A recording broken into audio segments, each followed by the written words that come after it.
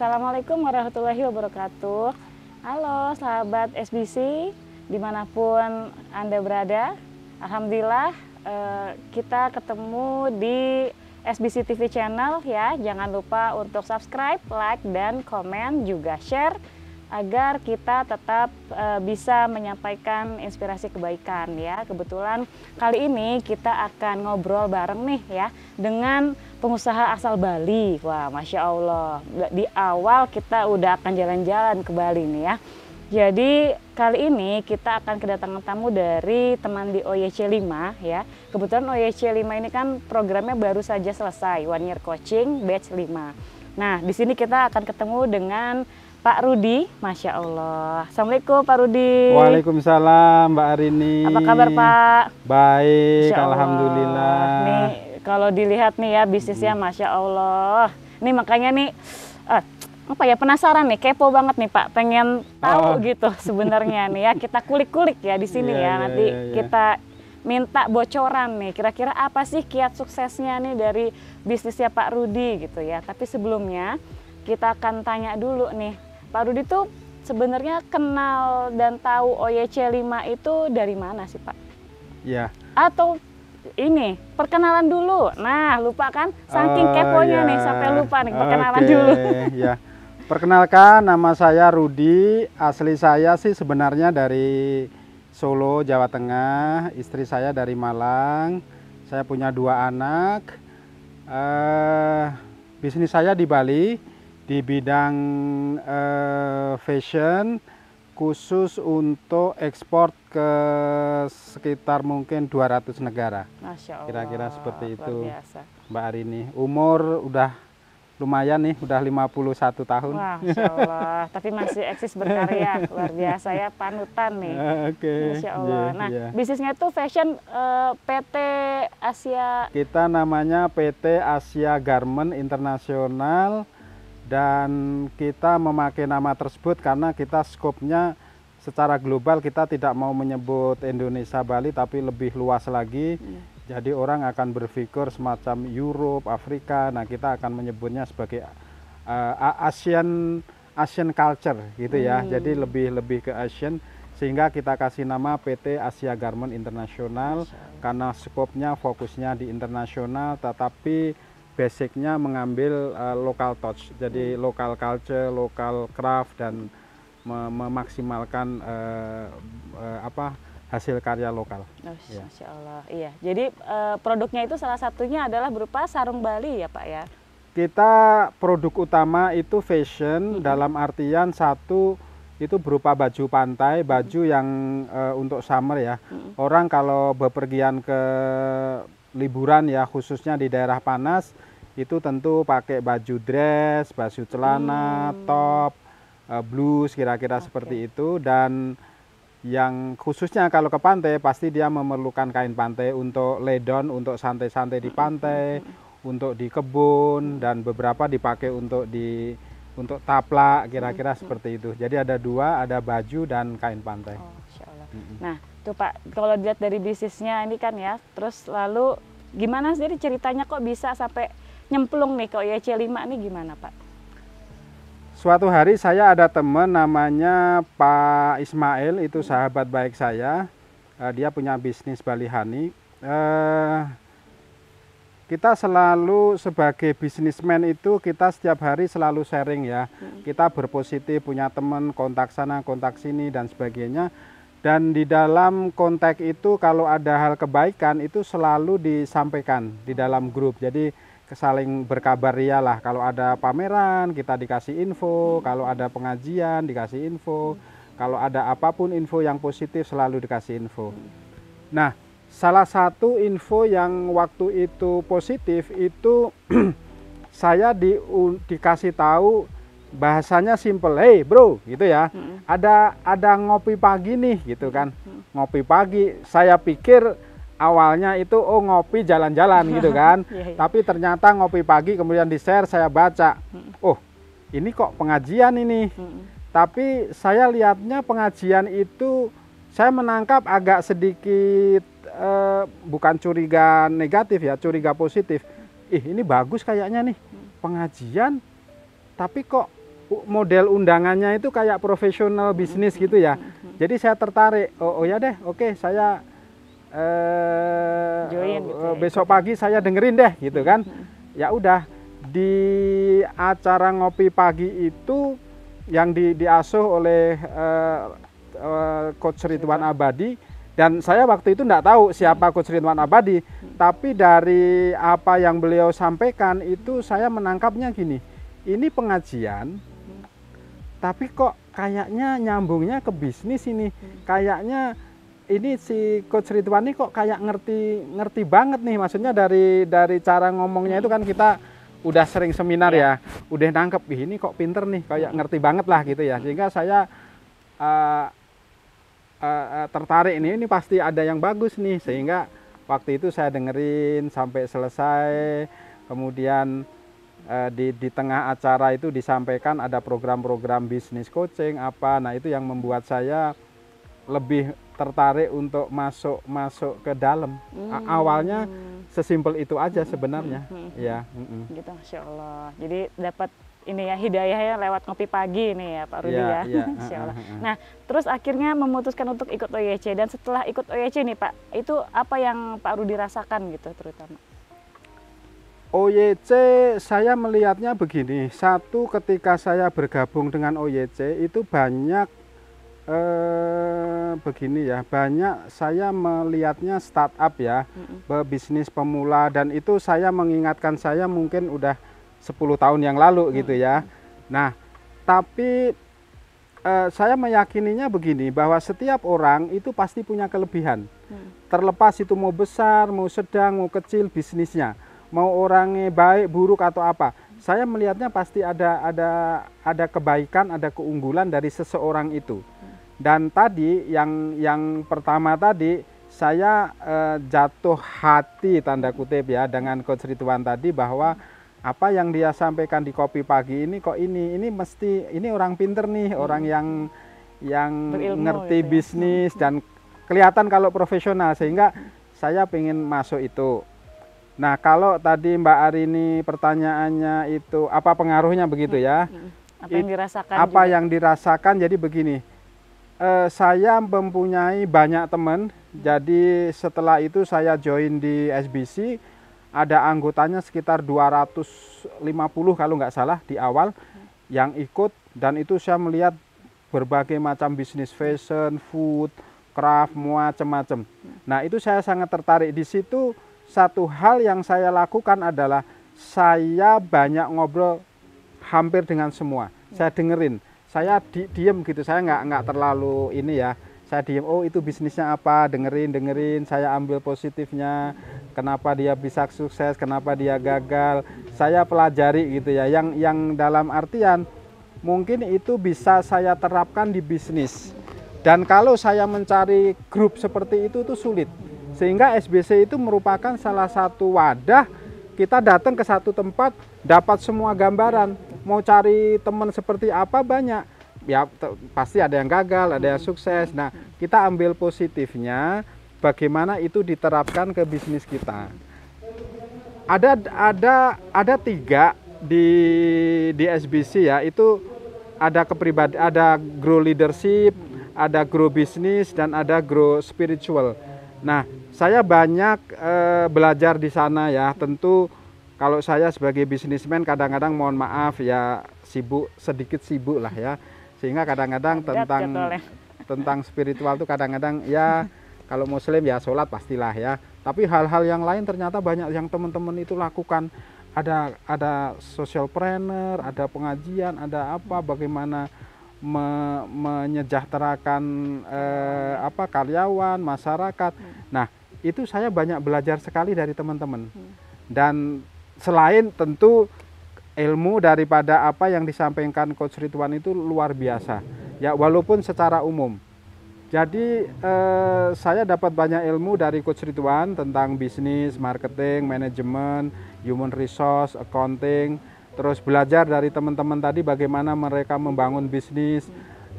Terus yang ketiga, itu menginspirasi kita untuk terus belajar. Ini contoh, diajarin salah satunya nanti mungkin teman-teman diajarin namanya jurus banjir order. Nah, di situ ada channel distribution, ada marketing, ada offline, ada online. Nah, dari situ kemudian saya menangkap lagi, oh ada online. Nah, dari online kemudian saya belajar lagi, tapi tentu saya mencari guru ya, di lingkungan ini ada, dan saya mencari guru lain tentang SEO, tentang offline, tentang dan sebagainya. Dan ada lagi, nanti di situ ada knowledge yang mungkin tidak ditemukan di SBC, kita cari guru lain lagi. Nah, itu paling enggak SBC itu menjadi hub, menjadi penyambung untuk menginspirasi otak kita untuk tumbuh menjadi, kita dapat ilmu A gitu ya. Nanti dari situ otak kita akan melar sendiri. Dapat ilmu B, ilmu C, ilmu D, ya tentu harus dari keinginan kita juga ya. Banyaklah, pokoknya banyak sekali yang kita dapat dari SBC. Dan apa yang saya ceritakan mungkin 10% kali ya, saya pikir saya ya. Kalau udah ngalami, udah itu nanti nggak ngalami sendiri, mungkin banyak hal yang tidak bisa saya ceritakan. Itu mungkin itu cerita mungkin secara garis besar kali ya, mungkin begitu Mbak Arini. Jadi ya. Kepo nih ya. Nah, Pak Rudi, boleh nggak sih di-spill dikit nih hasil dari OYC5 nih, peningkatan di bisnisnya itu seberapa besar dan di bagian mana sajakah gitu? Karena sebenarnya kemarin tuh Coach Ridwan sempat sampai sounding gitu, ternyata sampai langsung mau buka toko di ininya gitu, langsung sistemasi pabrik gitu. Nah ini apa aja sih Pak benar-benar yang sampai, karena Coach Ridwan tuh sampai mengajak yang KLP untuk langsung cek juga dan melihat pabriknya Pak Rudi kan ya? Ya, satu begini, ketika kita bisnis, saya meyakini teman-teman pasti mengalami sibuk, itu satu. Dan ketika sibuk, kita itu, otak kita itu mengkerut, ya wis ngerjain pagi ke kantor, siang sampai sore, terus pulang, menjadi yang namanya rutinitas. Ya, sibuk teknis ya? Ya, ketika sudah menjadi rutinitas, itu saya istilahnya itu kebodohan. Ya, pagi sore pulang tidur, ini bahasa saya. Itu kebodohan. Nah, dengan mengikuti SBC itu membuka mindset kita untuk growing, untuk tumbuh, dan di sana itu Coach Ridwan mengajarkan sedikit-sedikit tapi secara keseluruhan. Terus dari situ itu kita melar sendiri. Nah, sehingga dari situ saya punya visi besar bahwa keunggulan yang saya miliki itu bisa saya besarkan.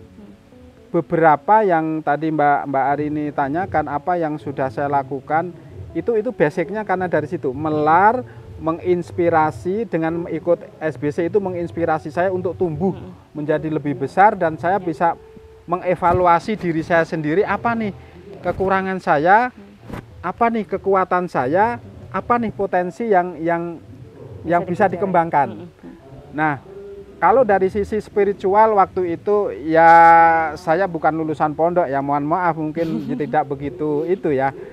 Madrasah sih ya, tapi habis itu SMP apa. Jadi saya kemudian ada ruangan kosong, saya manfaatkan menjadi tempat istirahat, tempat musola untuk pengajian apa dan sebagainya, lumayan besar, mungkin sekitar 200 meter persegi. Saya manfaatkan itu yang pertama. Yang kedua, kemudian saya berpikir bagaimana anak buah saya itu yang buat saya kaya.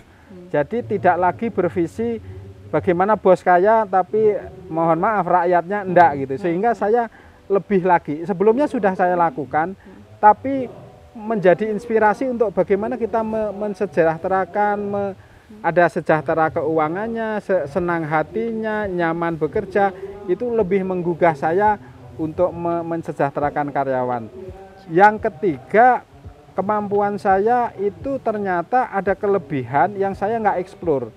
Sehingga dari situ memberikan motivasi untuk saya untuk membesarkan. Akhirnya kebetulan di samping kantor saya ada tanah 800 meter, kemudian saya putusin, saya beli. Saya punya konsep untuk saya jadikan pusat oleh-oleh grosir terbesar di Bali.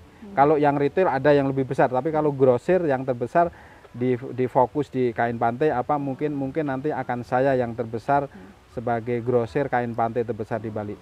Jadi itu seperti itu. Kemudian saya juga terinspirasi untuk mengembangkan produksi membantu masyarakat di Solo. Jadi yang di Bali saya buka tokonya, di Solo saya buka pabriknya. Jadi di Solo saya aktifkan, saya ada gudang di Solo, dan sebelumnya saya nggak pikir saya biarin gudang nganggur-nganggur, biarin lah. Dan sekarang sudah ada orang bekerja di Solo itu untuk gudangnya tok 8 orang, dan untuk produksi ada sekitar 9 orang kalau tidak salah, sudah mulai. Dan itu sebelumnya saya nggak berpikir, sehingga itu luar biasa. Kemudian di bidang online, saya terinspirasi untuk dari 7 jurus banjir order, itu salah satu materi. Akhirnya saya belajar ke salah satu guru terbaik di bidang SEO dan digital marketing.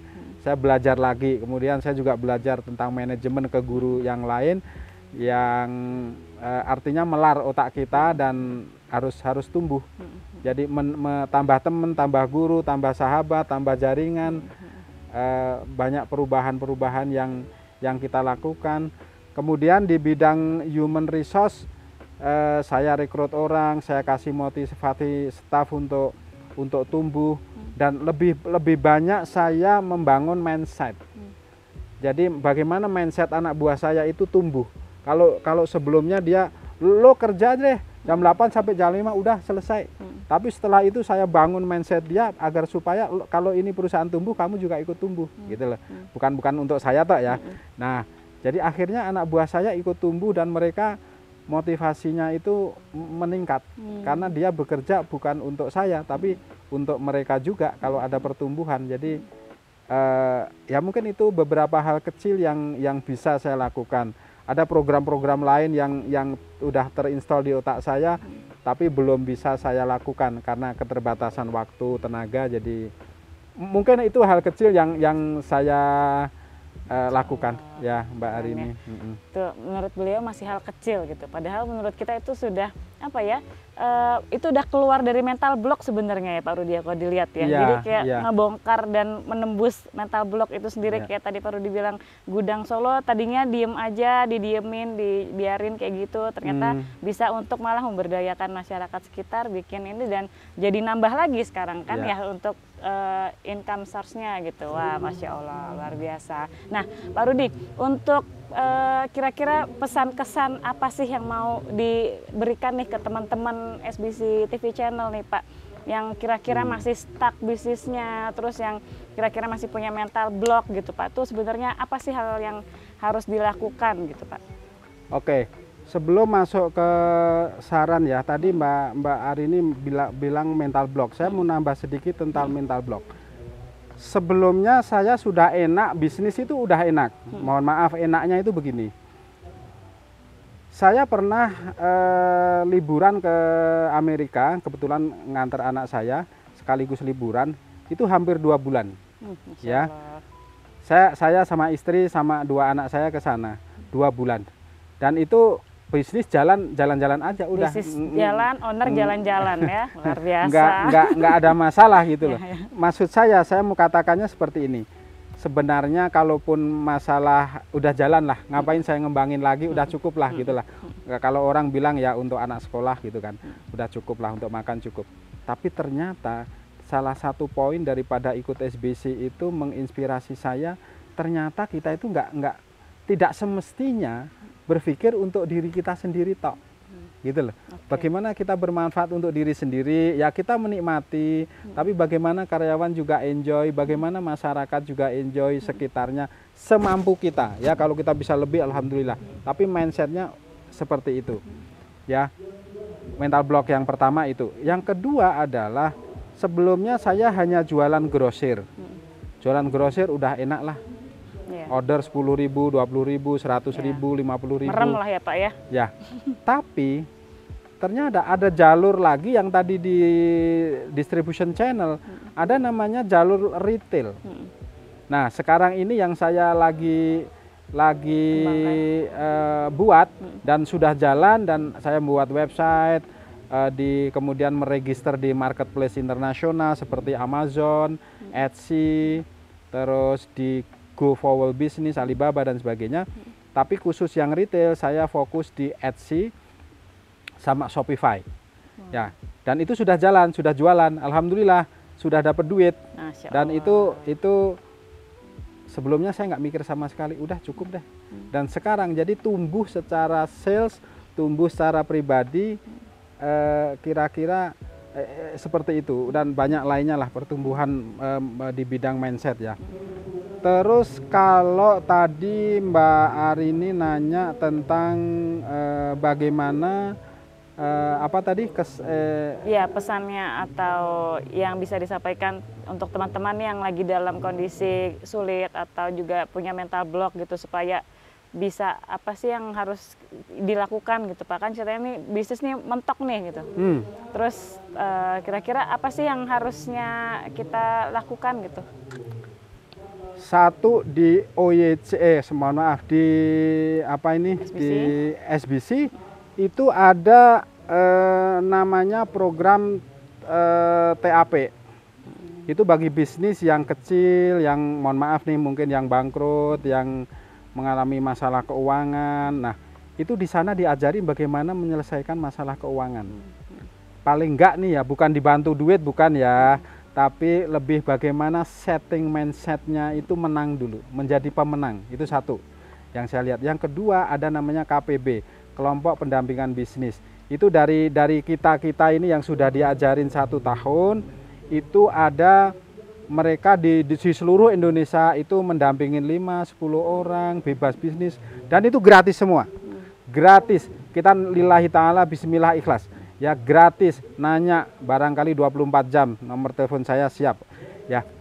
Diajarin itu untuk bagaimana apa yang sudah saya lakukan, apa hal-hal yang baik itu dideliver kepada mereka di daerah masing-masing. Kemudian ada namanya program OYC, itu 1 year coaching, satu tahun coaching penuh. Ya, 7 tahun yang lalu saya pernah ikut 1 year coaching juga di orang lain, itu bayar, waktu itu saya bayar 120 juta. Ya, mahal ya. Kebetulan saya partner sama orang asing, jadi di cover sama perusahaan. Di sini gratis, diajarin 1 tahun, dibimbing. Kemudian itu lokasinya pindah-pindah di seluruh Indonesia. Itu begini ya, kalau di Indonesia ada namanya istilahnya kata dalam tempurung. Ya mungkin Mbak Arini tahu ya artinya. Kalau orang cuma diem aja nggak bergerak, ya nggak tumbuh, gitu ya. Kalau kita ikuti community, kemudian community-nya ikut pindah-pindah, itu sudah satu hal yang bagus, dan itu kita bisa tumbuh lihat budaya, lihat perkembangan bisnis teman-teman apa dan sebagainya. Itu luar biasa. Jadi ketika Anda punya masalah apapun bisnis Anda, khususnya bagi pemula kecil UKM, gabung join di SBC, ikuti programnya, tanyakan, cek aja SBC atau ketik sukses berkah community, atau take OYC 1 year coaching, atau TAP turn around program, atau KPB kelompok pendampingan bisnis. Cek aja di sana, ikuti, dan itu luar biasa, udah gratis. Coach Ridwan Abadi, saya melihat keikhlasannya luar biasa, semangatnya luar biasa, ikhlas luar biasa. Jadi itu lillahi ta'ala. Jadi kalau ndak ikut betul-betul saya melihatnya apa ya, bodoh gitu ya. Saya momen emas ditinggalkan betul, gitu ya. Momen emas ya, saya lihatnya bodoh gitu. Tapi mungkin agak kasar itu ya, tapi begitulah kira-kira ya. Jadi mungkin pesan saya untuk teman-teman wajib ikut, karena saya sendiri yang sudah di zona nyaman aja ya. Ya kira-kira boleh dibilang begitu. Ternyata setelah join SBC itu banyak inspirasi yang masuk ke saya, dan itu mengupgrade knowledge saya, upgrade spirit, membuat semangat. Akhirnya bisnis saya yang udah nyaman itu ternyata punya potensi untuk saya kembangkan menjadi 10 kali lipat, 20 kali lipat. Yang sebelumnya saya santai aja deh gitu. Dan itu dengan happy, dengan gembira ya, bukan kita ngedein bisnis terus stres enggak. Saya besarin iya, tapi mindsetnya itu happy, senang, penuh semangat, belajar ke sana, belajar ke sini, walaupun umur sudah Ya, tetap saya semangat belajar SEO, website, terus macam-macam lah. Luar Ya, biasa. kira-kira seperti itu. Jadi kayaknya kata wajibnya ikut, kalau nggak ikut eman. Ya, mungkin begitu ya. Itu nggak tahu. Itu feeling saya ya. Kira-kira begitu Mbak Arini. Masya Allah ya. Oke. Ya, teman-teman ya. Itu sebenarnya kurang banyak yang digali ya. Cuma nih berhubung ada durasi. Ya, ini baru secuplik kisah dari Pak Rudi ya. Nanti kita akan ada lagi beberapa kisah lainnya dari teman-teman EC5 ya. Jadi simak terus SBC TV channel. Jangan lupa subscribe, like, komen, dan share ya. Jadi tentunya jangan lupa intip juga website kita suksesberkahcommunity.com. Ya, segera cek di situ untuk ikut daftar jadi member dan juga detail infonya seperti apa ya. Sampai jumpa lagi. Terima kasih banyak Pak Rudi untuk Ya, kesempatan terima kasih, waktunya. Mbak Arini. Semoga makin sukses dan terus Amin. berkembang bisnisnya. Assalamualaikum warahmatullahi wabarakatuh. Waalaikumsalam warahmatullahi wabarakatuh. Salam Terima kasih sukses banyak, dari Pak SBC. Rudi.